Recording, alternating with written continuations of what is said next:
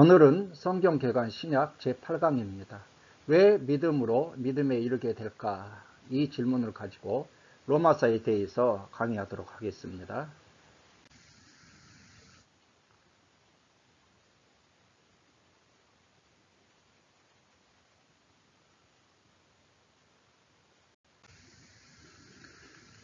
신약의 주요 연대표는 계속 해왔던 것입니다. 이것은 오늘 살펴볼 로마서는 이 부분에 위치하고 있습니다. 로마서 개요에 대해서 살펴보도록 하겠습니다. 책명 로마서는 로마 교회에 보낸 편지라 해서 로마서라 불리고 있습니다. 저자는 누구일까요? 사도 바울입니다. 그리고 기록 연대는 3차 전도 여행, 3차 전도 여행은 AD 53년에서 57년 중에 이루어져 있는데 이 3차 전도 여행 막바지인 57년 후반부에 고린도에서 기록된 것으로 그렇게 보고 있습니다. 여기서 석 달간 머물렀는데요. 기록은 비서라고 할 수 있는 더디오를 통해서 기록했고, 전달은 갱그리아 교회 여집사인 베베를 통해서 로마 교회에 전달되었습니다. 로마서 16장 1절을 참고해 주시기 바랍니다. 기록 배경 및 특징을 살펴볼까요? 고린도 교회와 여러 가지 문제에 직면했던 바울은 에베소를 떠나 마게도니아 지역 교회, 빌립보 교회로 추정되고 있죠. 이곳에서 디도를 만나 고린도 교회의 문제가 해결되었다는 소식을 듣고는 고린도 후서를 보내게 됩니다. 그리고 마게도냐 지역 교회들을 격려하며 복음을 전한 후에 마침내 고린도를 방문하게 되죠. 사도행전 20장 2절에서 3절에 의하면 이곳 고린도에서 석 달을 머무른 것을 알 수가 있습니다. 바울은 이곳 고린도에서 앞으로의 사역 계획을 다시 가다듬게 되죠. 그리고 사역 개혁을 구체화하게 되고요. 마게도냐 와가야 지방의 이방 교회들이 모금한 구제 헌금을 가지고 예루살렘으로 간 다음에 당시의 땅끝이라고 할 수 있는 서바나, 지금의 스페인입니다. 서바나의 복음을 전하러 가는 길에 로마를 방문하려는 것. 로마를 방문하고자 하는 목적은 로마 교회 성도들도 복음을 전하는 일에 동참해 달라고 요청하기 위해서입니다. 그래서 바울은 로마를 방문하기 전에 로마 교회 성도들에게 복음을 가르치고 복음 전도의 계획에 동참해 달라는 의미에서 미리 편지를 보내게 된 것입니다. 자, 그렇다면 바울이 로마 교회에 편지를 보냈는데 로마 교회가 언제 설립되었을까요? 로마 교회가 언제 설립되었는지는 구체적으로 알 수가 없습니다. 그러나 학자들의 견해에 의하면 로마 교회의 설립은요, 오순절날 로마에서 온 유대인과 유대교 개종자들이 사도행전 2장 10절이죠. 로마로 돌아가서 복음을 증거함으로 로마 교회 공동체가 형성된 것으로 보고 있습니다. 그래서 바울이 편지를 쓸 때는 이미 로마 교회가 세워져 있었다는 것입니다. 로마 교회는 사도들로부터 체계적인 가르침을 받지 않았기 때문에 바울 사도는 이들에게 복음에 대해서 구체적으로 가르치기 위해서 이제 로마서를 보낸 것입니다. 로마서는 복음의 핵심에 대해서 매우 논리적이고 체계적으로 설명하고 있습니다. 그래서 로마서는 많은 사람들을 복음으로 이끄는 길라잡이 역할을 하고 있죠. 로마서를 통해 수많은 사람들이 회심하고 변화되었습니다. 어거스틴은 로마서 13장 11절과 14절 너희가 이 시기를 알거니와 자다가 깰 때가 벌써 되었으니 어둠의 일을 벗고 낮에와 같이 단정히 행하고 이 말씀을 읽다 회심했다고 하고요. 특별히 로마서는 종교개혁의 기폭제가 되었습니다. 마르틴 루터는 로마서를 읽다가 행위 구원이 아니라 하나님의 은혜로 구원받는다는 진리를 깨닫고 로마서 1장 16절에서 17절 당시 로마 교회의 잘못을 지적하다가 종교개혁이라는 거대한 결과를 낳게 되었고요. 칼빈은 로마서 11장 36절 만물이 죄에서 나오고 주로 말미암고 죄에게로 돌아감이라는 말씀에서 하나님 절대 주권 사상을 깨닫고 종교개혁의 모태로 삼았다고 합니다. 요한 웨슬레는 알더스 게이트 교회에서 루터의 로마서 강해서를 읽는 것을 듣고 마음이 뜨거워져서 복음의 의미를 진정으로 깨닫게 되었다고 합니다. 자, 이렇듯이 로마서는 수많은 사람들과 수많은 교회에 영향력을 미쳤고 오늘날도 미치고 있습니다. 그래서 로마서는 복음에 대한 논문이라고도 할 수 있고 성경 중에 성경, 성경 속의 진주라는 명칭으로 불리고 있습니다. 로마서의 핵심 주제는 무엇일까요? 이신칭의죠. 오직 믿음으로써 의롭다고 칭의를 받는다. 믿음을 통해서만 구원을 받는다는 로마서 1장 16절에서 17절, 그 다음에 8장 1절에서 2절. 로마서에 나타난 그리스도는 무엇입니까? 구원의 유일한 근거인 그리스도, 성도의 모범이신 그리스도, 둘째 아담, 마지막 아담이신 그리스도. 기본 구조는요, 크게 두 부분으로 구성되어 있죠. 1장부터 11장은 복음과 구원에 대한 체계적인 교리입니다. 구원받은 성도의 삶에 대해서 12장부터 16장까지 기록하고 있습니다. 3차 전도여행 바이블에 의해서 주최했는데요. 이 지도는 계속 봤던 건데, 이거 고린도에서 3개월 정도 머무르면서 바울 사도가 로마서를 기록했습니다. 참고해 주시기 바랍니다. 로마서 바이블 프로젝트인데요. 이 바이블 프로젝트에서 내용이 좋기 때문에 계속해서 발췌해 드리는데, 위에다가 동영상 카드 링크를 해 놓을 테니까 여러분들이 그걸 들으시고 참고하시기 바랍니다. 제가 자세히 설명하지는 않겠습니다. 로마서 내용에 대해서 구체적으로 한번 살펴보도록 하겠습니다. 1장부터 11장까지는 먼저 복음과 구원에 대한 교리의 내용이 되겠습니다. 죄, 칭의, 성화, 이스라엘의 구원 문제를 다루고 있습니다. 1장부터 3장 20절 죄와 심판에 대한 내용이 되겠습니다. 먼저 1장은 문안인사와 이방인의 죄와 심판에 대한 내용입니다. 바울은 로마 교회 성도들에게 안부를 전하고 그들을 방문하려는 계획과 목적을 밝히고 있습니다. 교제를 통해 서로 안위함을 얻고 열매를 맺기 위함이라는 것이죠. 이어서 복음에 대해서 정의하고 소개하고 있습니다. 복음은 구원을 주시는 하나님의 능력이며 복음에는 하나님의 의가 나타나서 믿음으로 믿음에 이렇게 하나니 오직 의인은 믿음으로 말미암아 살리라. 복음의 핵심이라고 할 수 있는 하나님의 의와 이신칭의에 대해서 소개하고 있는 것이죠. 그리고 이방인의 죄와 심판을 18절과 32절을 통해서 논하고 있습니다. 하나님께서는 자연계시를 통해서 충분히 자신을 알려주셨습니다. 19절에서 20절 하나님의 능력과 신성이 그가 만드신 만물에 보여 분명히 알 수 있다. 하나님을 저희 속에 보여주셨다는 것이죠. 이것을 자연계시라고 그렇게 부르고 있습니다. 그러나 이들은 스스로 어리석게 되어 죄를 범하게 되었습니다. 우상 숭배의 죄, 하나님의 영광을 우상으로 바꾸었다고 23절에 말씀하고 있습니다. 두 번째로 성적 타락의 죄이죠. 동성연애를 행했고요. 온갖 죄를 저질렀습니다. 28절에서 32절이죠. 이들이 이러한 죄악을 저지르는 이유는 무엇입니까? 마음에 하나님 두기를 싫어하기 때문이고 하나님께서는 이들을 내버려 두셔서 합당치 못한 일을 하게 하신 것입니다. 이것을 신학적으로 유기라 그렇게 부르고 있습니다. 그 결과 이들 이방인들은 하나님의 심판을 받게 되죠. 32절에 사형에 해당한다 그렇게 말씀하고 있습니다. 자, 여러분 그러면 왜 믿음으로 믿음에 이르게 되는 걸까요? 이 부분은요, 제가 아바이블 하면서 구약 22강 하박국에서 잠깐 다뤘던 문제인데 그 부분을 참고해 주시기 바라고요. 자, 이 말씀은요, 하박국 2장 4절 말씀에 인용이 되겠습니다. 하박국 2장 4절을 보게 되면 보라 그의 마음은 교만하며 그 속에서 정직하지 못하나 의인은 그의 믿음으로 말미암아 살리라 함과 같으리라. 이 말씀을 사도 바울이 인용한 것이죠. 기록된 바 오직 의인은 믿음으로 말미암아 살리라. 이 하박국 2장 4절 말씀은 하박국 선지자의 질문에 하나님께서 대답해 주신 말씀인 것이죠. 하박국 선지자가 질문합니다. 정의가 땅에 떨어져도 왜 하나님은 보고만 계시죠? 하나님이 대답하시죠. 갈대아 사람을 일으켜 심판하겠다. 하박국 선지자는 어떻게 거룩하신 하나님께서 더 악한 갈대아 사람을 사용하여 벌하시는 것이 과연 옳습니까? 제가 망루 성내에 서서 보겠습니다. 하나님께서 대답하십니다. 묵시를 기록하여 읽을 수 있게 하라. 이 묵시는 반드시 정한 때가 있어서 비록 더딜지라도 기다리면 반드시 응한다.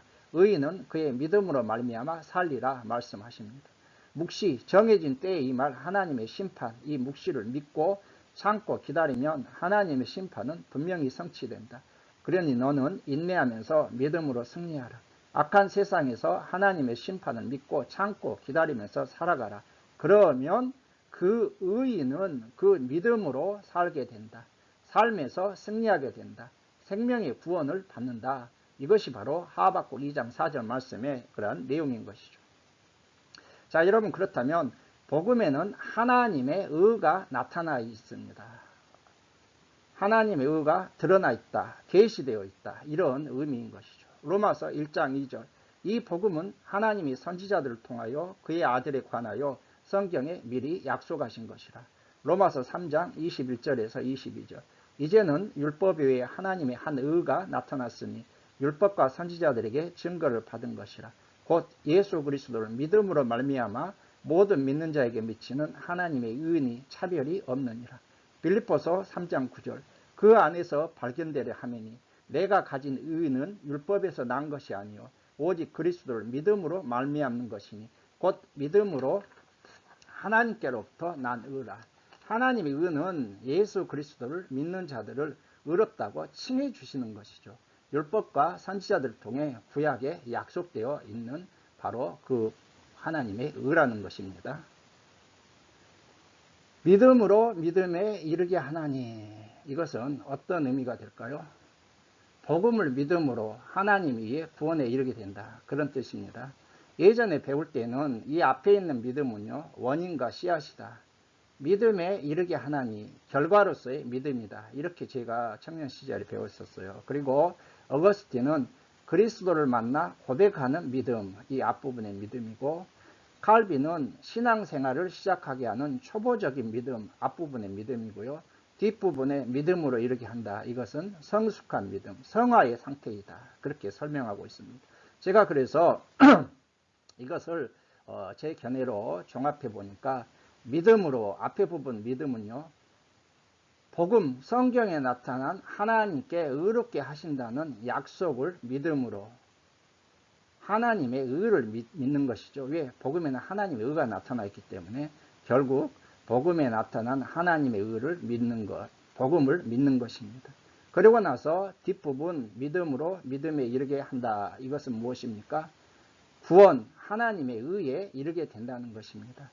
로마서 9장 30절, 믿음에서 난 의인이, 로마서 10장 6절, 믿음으로 말미암는 의인이. 그러니까 사도 바울 서신과 로마서를 보게 되면 이 의를, 구원을 같이 이렇게 교차 병행해서 쓰고 있는 그러한 개념임을 알 수가 있습니다.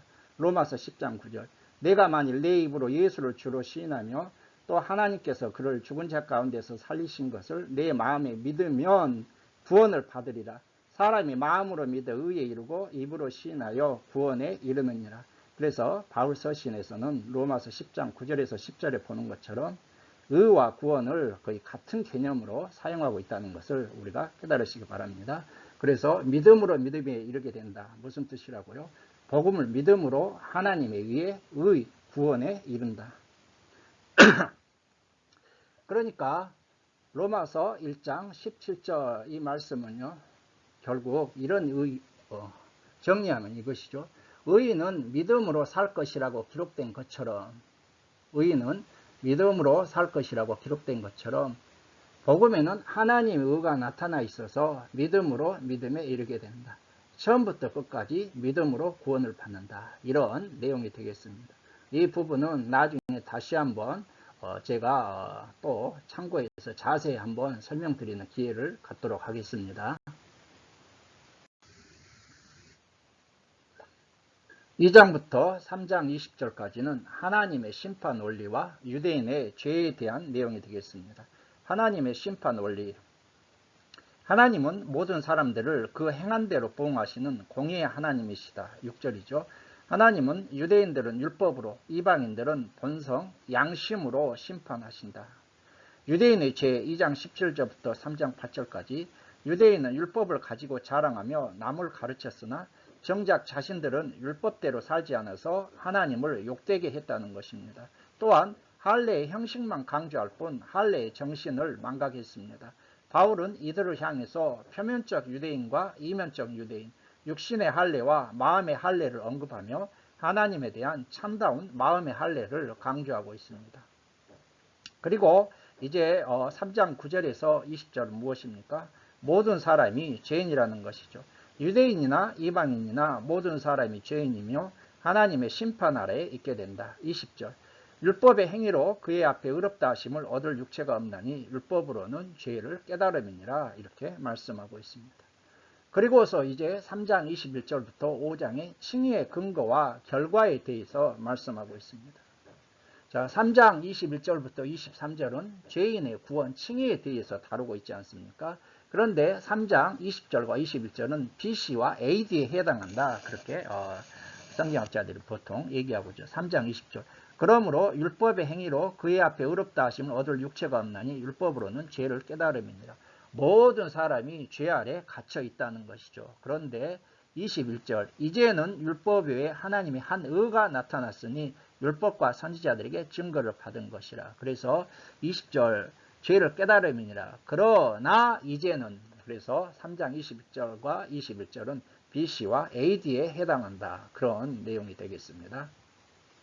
자, 이제 칭의의 그러면 근거가 무엇입니까? 3장 21절에서 31절에 보게 되면 유대인이나 이방인을 불구하고 모든 사람이 죄를 범하였기 때문에 하나님의 영광에 이르지 못하고 심판을 받게 됩니다. 그렇다면 인간은 어떻게 해서 구원을 받을 수 있는 걸까요? 그것은 예수 그리스도를 믿음으로 의롭다고 인정해 주시는 하나님의 의에 기초하고 있습니다. 21절에서 24절 이것을 신학적으로 칭의라 그렇게 부르고 있습니다. 하나님께서 의롭다고 칭해 주시는 것이죠. 하나님께서는 예수 그리스도를 화목 제물로 삼으사 그의 피를 믿는 사람들을 의롭다고 인정해 주시는 것이죠. 즉 값을 지불하고 구원하셨다. 이것을 구속, 대속이라고 부르고 있습니다.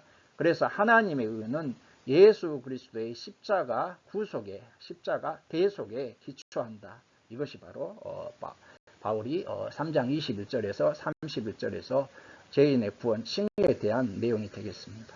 자, 4장은 무엇입니까? 칭의의 실례로서 아브라함에 대해서, 믿음에 대해서 들고 설명하고 있죠. 율법이 아니라 예수 그리스도를 믿는 믿음에 의해서 의롭게 된다고 칭의의 근거를 앞부분에서 말한 바울은 이제 구약의 아브라함을 칭의의 실예로 들고 있는 것이죠. 아브라함은 믿음으로 의롭다고 인정되었습니다. 3절 아브라함이 하나님을 믿음에 이것이 저에게 의로 여기신 바 되었느니라.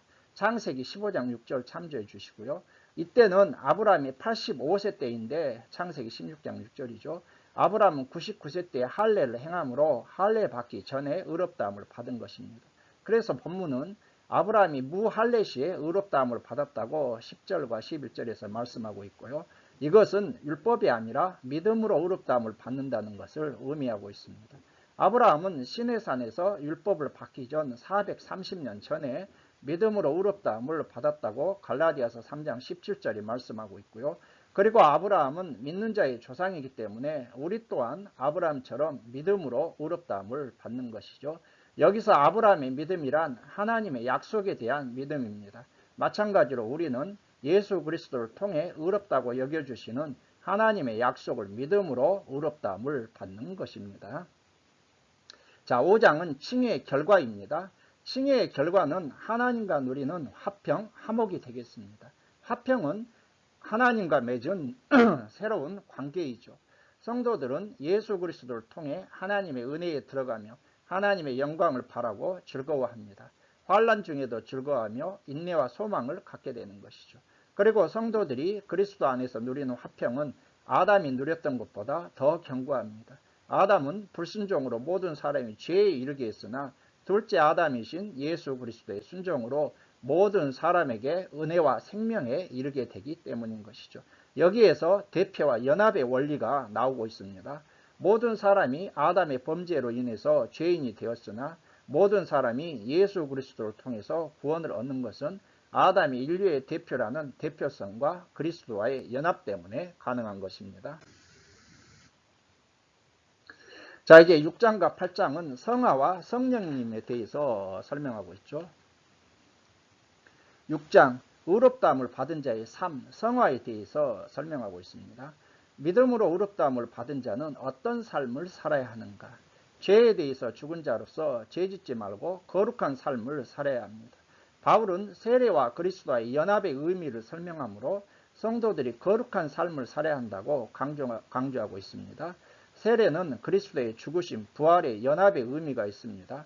또한 성도들은 죄에 대하여 싸워서 이겨야 하고 죄의 종이 아니라 의의 종이 되었음을 깨닫고 지체를 의에게 종으로 내주어 거룩함에 이르러야 한다. 그렇게 설명하고 있습니다.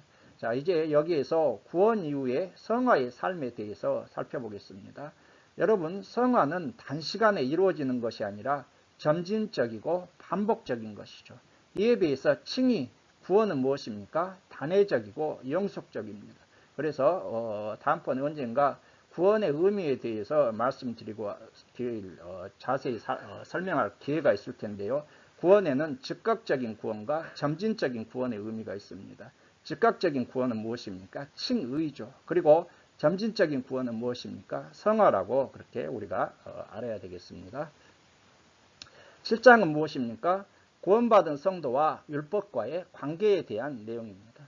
바울은 이제 구원받은 성도와 율법과의 관계를 남편과 아내와의 혼인관계를 통해서 설명하고 있습니다. 율법은 마치 남편과 같은 존재입니다. 아내는 남편이 살아있는 동안에는 메인바 됩니다. 그러나 남편이 죽으면 남편의 법에서 벗어나게 되는 것이죠. 이와 마찬가지로 성도들은 율법으로부터 해방되었습니다. 그 이유는 무엇입니까? 그리스도께서 율법의 모든 요구를 이루셨기 때문이죠. 그러면 율법의 역할은 무엇인가? 율법은 폐기해도 되는 전혀 필요성이 없는 것인가? 아니죠. 율법은 죄를 깨닫고 드러나게 하는 역할을 하고 있습니다. 그래서 율법도 거룩하고 의롭다고 12절에서 말씀하죠. 그러나 율법이 성도들에게 사망이 된 것은 율법 자체가 악해서가 아니라 인간의 본성이 악하기 때문입니다. 바울은 죄와 투쟁하는 자신 안의 내적 갈등을 예로 들면서 인간의 육체의 연약함을 설명하고 말하고 있습니다. 예수님을 믿고 구원받은 성도들이라 할지라도 성화의 삶을 사는데 고통과 갈등이 있다는 것을 말하고 있습니다. 자, 여러분 여기에서 성도의 내적 갈등이라는 중요한 그러한 개념을 우리가 알고 이해해야 되겠습니다. 예수 믿고 내적 갈등이 있는 것은 당연합니다. 예수 믿으면 평안과 화평이 있으나 그 내면에서는 죄에 대한 치열한 싸움이 있기 때문에 갈등이 더욱더 많은 것이 정상이라는 것입니다. 이제 8장은 성화와 성령님의 역할 및 성도의 궁극적인 승리에 대한 내용이 되겠습니다. 로마서 8장은요, 여러분 성경 중에서 가장 많이 알려져 있고 가장 사랑받는 장 중에 하나가 되겠습니다. 성경의 책들 중에서 가장 반짝거리는 것이 로마서이고 로마서의 여러 장들 중에서 가장 반짝거리는 것이 8장이다 이런 말도 있습니다. 8장은 성령 안에서 그리스도인들의 승리에 대한 확증이라고 할 수 있겠습니다. 구원의 기쁨과 성령님의 사역에 대해서 1절부터 17절이죠. 구원받은 성도가 내적 갈등이 있다 할지라도 성도는 죄로부터 해방된 자들이죠. 그래서 그리스도 예수 안에 있는 자에게는 결코 정죄함이 없다는 것입니다. 그 이유는 무엇입니까? 우리 안에 계신 성령께서 죄와 사망의 법에서 해방시켰기 때문이라는 것이죠. 바울은 죄와 법 아래에 있을 때의 삶과 생명과 성령의 법 아래에 있을 때의 삶을 대조시키면서 육신으로는 연약하여 하나님을 기쁘시게 할 수 없으나 우리 안에 계신 성령께서 성도들이 성령을 쫓아 하나님을 기쁘시게 하는 삶을 가능하게 하므로 성령을 쫓아 의와 거룩함으로 살 것을 권면하고 있습니다.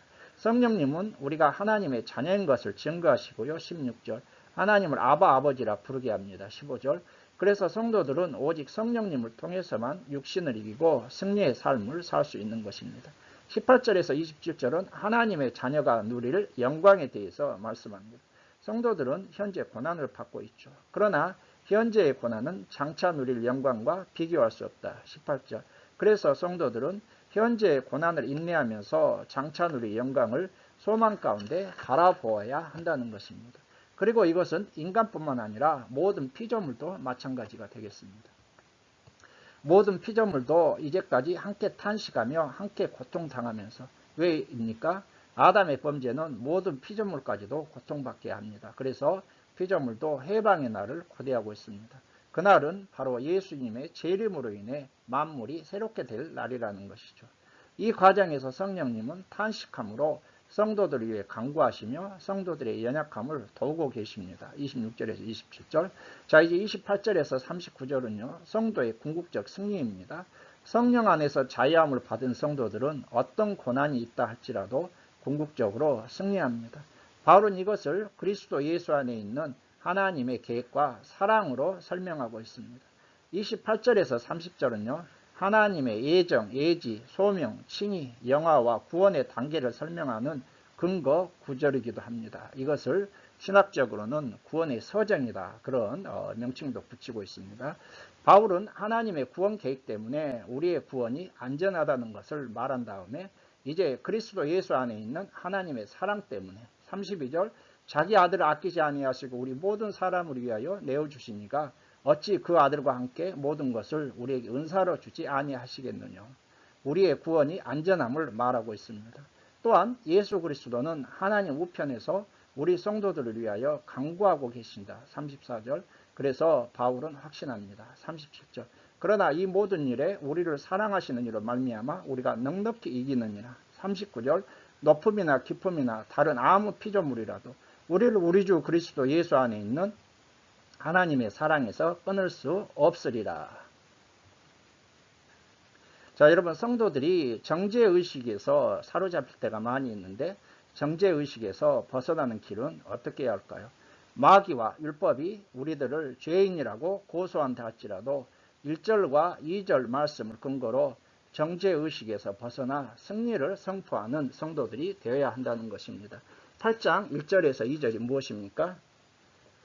그러므로 이제 그리스도 예수 안에 있는 자에게는 결코 정죄함이 없나니 이는 그리스도 예수 안에 있는 생명의 성령의 법이 죄와 사망의 법에서 너를 해방하였습니다.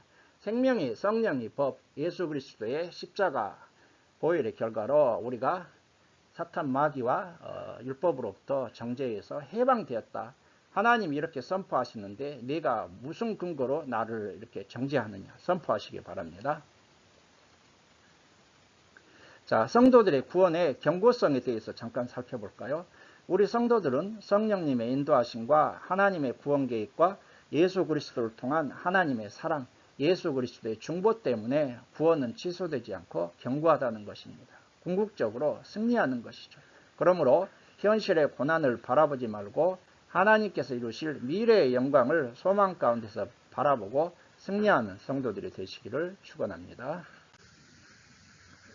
자, 이제 9장부터 11장은요. 이스라엘의 구원 문제를 다루고 있습니다.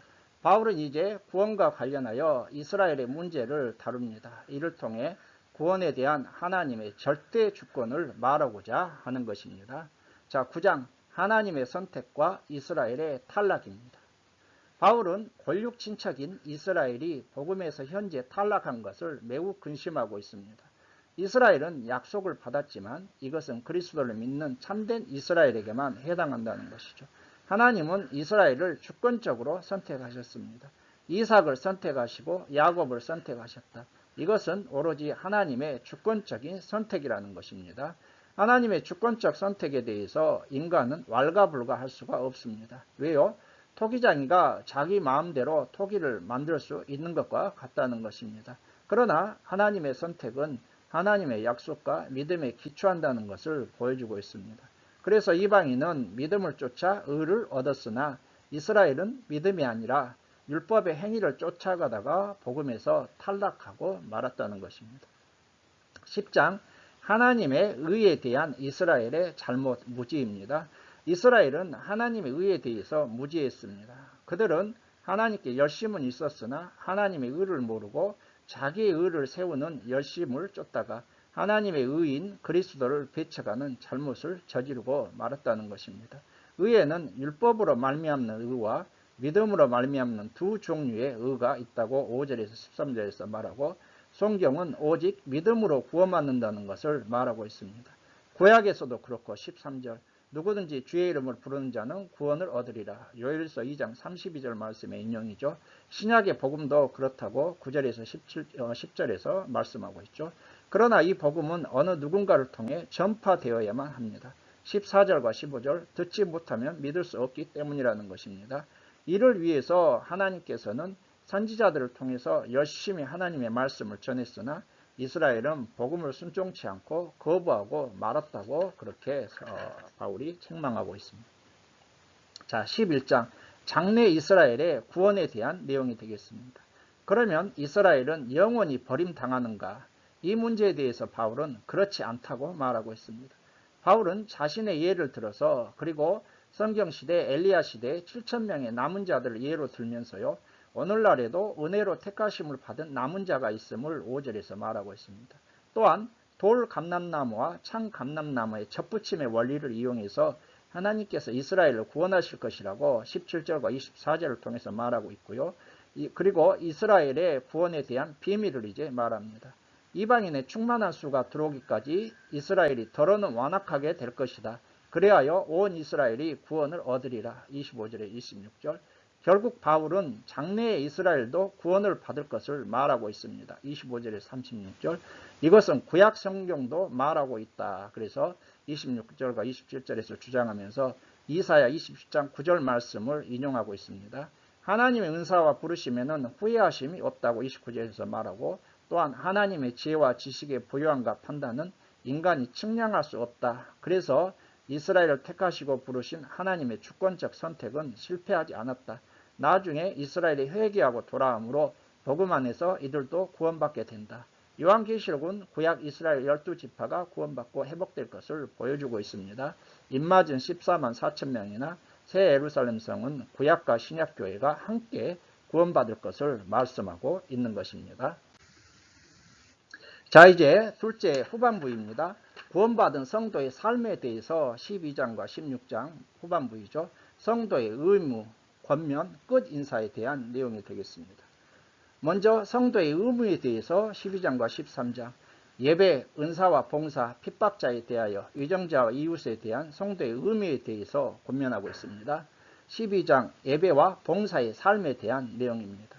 구원받은 성도들은 하나님 앞에 영적 예배를 드려야 됩니다. 1절 그러므로 형제들아 내가 하나님의 모든 자비하심으로 너희를 권하노니 너희 몸을 하나님이 기뻐하시는 거룩한 산 제사로 드리라. 이는 너희의 드릴 영적 예배니라. 영적 예배란 마음으로 변화를 받아 하나님의 온전하신 뜻을 삶 가운데서 실천하는 것이죠. 2절 너희는 이 세대를 본받지 말고 오직 마음을 새롭게 함으로 변화를 받아 하나님의 선하시고 기뻐하시고 온전하신 뜻이 무엇인지 분별하도록 하라. 이렇게 말씀합니다. 또한 성도들은 받은 은사대로 교회 안에서 서로를 섬기고 봉사해야 합니다. 뿐만 아니라 성도들은 자신을 핍박하는 원수들을 축복하고 저주하지 말아야 합니다. 이것은 선으로 악을 이기는 것이라고 말씀하고 있습니다. 13장 국가와 이웃에 대한 삶에 대해서 살펴볼까요?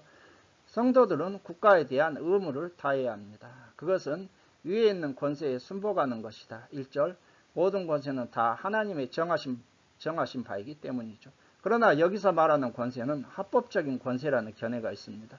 불합리한 권세에 대해서는 저항권이 일반적으로 인정되는 것이죠. 또한 성도들은 국가에 대한 납세의 의무를 다해야 한다. 7절 모든 자에게 줄 것을 주되 조세를 받은 자에게 조세를 바치고 관세를 받을 자에게 관세를 바치고 두려워할 자를 두려워하며 존경할 자를 존경하라. 예수님도 가이사의 것은 가이사에게 하나님의 것은 하나님께 바치라고 말씀하셨습니다. 또한 성도들은 이웃과의 관계에서 서로를 사랑하고 악을 행치 않아야 하죠. 그것은 사랑은 율법의 완성이기 때문이라고 10절에서 말씀합니다. 성도들은 깨어서 거룩한 삶을 살아야 됩니다. 이 11절과 14절은 어거스틴이 회심한 구절이기도 합니다. 자, 이제 14장과 15장을 통해서 권면의 내용을 살펴볼까요? 14장은요, 음식과 날에 대한 권면입니다. 음식에 대해서 믿음이 강한 자가 믿음이 연약한 자를 비판하지 말라고 권면합니다. 이것은 고린도 교회에서도 문제가 되었었습니다. 믿음이 강한 자는 아무 음식이나 꺼리지 않고 먹었는데 믿음이 연약한 자들은 꺼려서 먹지를 않았죠. 이것이 서로에게 판단의 문제를 일으켰습니다. 바울은 이들에게 서로를 판단하지 말라고 권면하고 있습니다. 날에 대한 것도 마찬가지이죠. 나를 낮게 여기는 자도 있고 모든 날을 같게 여기는 자도 있었습니다. 바울은 이러한 것들로 인해서 서로를 판단하지 말라고 합니다. 우리 성도들은 믿음으로 모든 것을 할 수 있으나 화평과 서로 덕을 세우는 삶을 살아야 하겠죠. 19절. 우리 성도들은 오직 주님을 위한 삶, 주님의 영광을 위한 삶을 살아야 한다고 8절에서 말씀하고 있습니다. 이제 15장은 관용에 대한 권면과 로마 방문 계획을 밝히고 있습니다. 바울은 14장에 이어서 계속해서 성도 간의 화합과 관용의 삶을 살라고 권면하고 있습니다. 그리고 로마 교회 방문 계획을 알리고 있습니다. 바울은 자신이 이방인의 사도로 부름받았다. 16절이죠. 여기저기 편만하게 복음을 전했고 19절. 이제 마지막 땅끝인 서바나 스페인의 복음을 전하기 위해 로마를 들려 로마 교회 성도들과 교제하고 이들의 도움으로 서바나 선교를 하려고 한다는 계획을 알리고 있습니다. 마지막 끝 인사 16장이 되겠습니다. 바울은 거의 28명의 이름을 열거하면서 초청과 문안 인사를 하고 있습니다. 여기에 등장하는 이름들은 주로 주를 위해 헌신한 사람들의 이름이 나열되고 있죠. 남자와 여자도 있고 이방인과 유대인들이 등장하고 있습니다.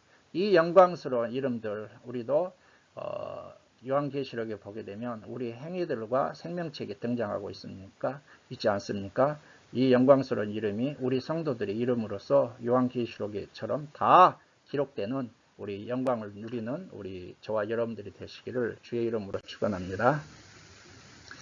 자, 여러분, 오늘 저는 강의를 시작하면서 왜 믿음으로 믿음에 이르게 될까? 이 질문을 드렸습니다. 이 질문에 대한 해답을 얻으셨습니까? 예, 왜 믿음으로 믿음에 이르게 된다고요? 하박국 2장 4절 말씀을 인용해서 복음에는 하나님의 의가 나타나 있다. 그래서 복음에 나타나 있는 하나님의 의를 믿음으로, 복음을 믿음으로 하나님의 의, 구원에 이르게 된다는 것입니다. 처음부터 끝까지 믿음으로 구원받는다는 의미라고 했습니다. 이렇게 해서 오늘 강의를 마치겠습니다. 오늘 강의를 녹음을 하면서 참 저희 아파트가 엘리베이터 교체 공사를 해서 계속해서 시끄럽습니다. 그래서 녹음을 해야 되나 말아야 되나 했는데 계속 미루다가 좀 시끄럽더라도 녹음을 강행했습니다. 녹음 상태가 좀 좋지 않아도 여러분들이 이해를 해 주시고요. 다음번에 더 좋은 강의로 찾아뵙겠습니다. 오늘 강의를 시청해 주신 여러분들께 감사를 드립니다. 안녕히 계십시오.